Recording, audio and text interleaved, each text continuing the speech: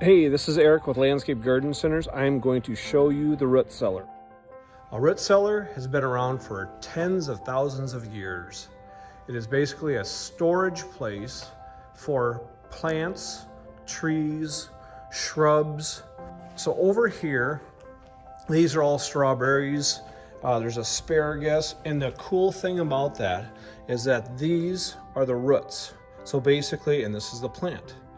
Really easy way of planting plants because you don't have a big bucket of dirt.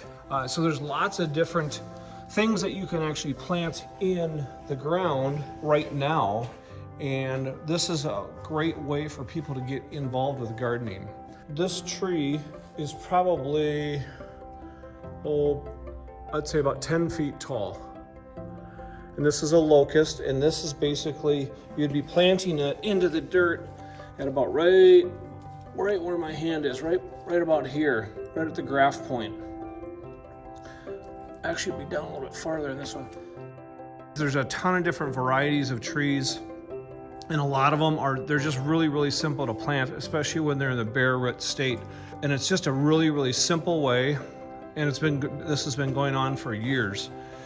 So for example, here's a swamp white oak. What we'd want to do is we'd take it out of the straw, and basically this is the root system. That's the root system, and there's the trunk, walking you up the trunk to the branches.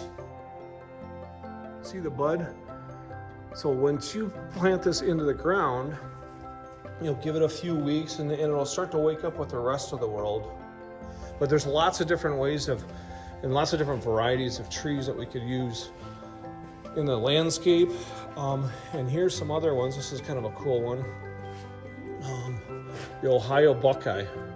That one's a really cool one. That one gets a really cool white flower on it. Then we also get into fruits. Most fruit trees, the best way to start up your orchard or having fruit in the landscape is going to be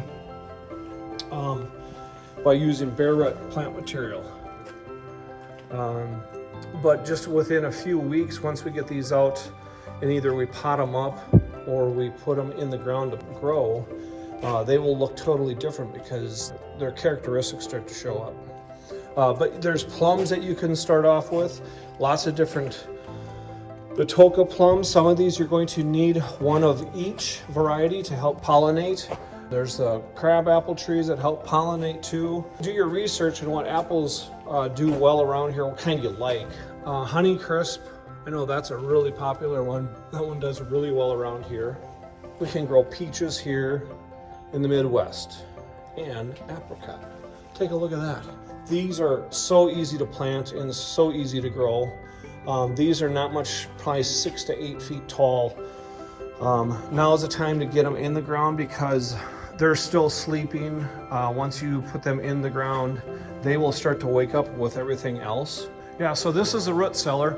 We'll keep this open and keep this going for the rest of, probably for the next couple of weeks.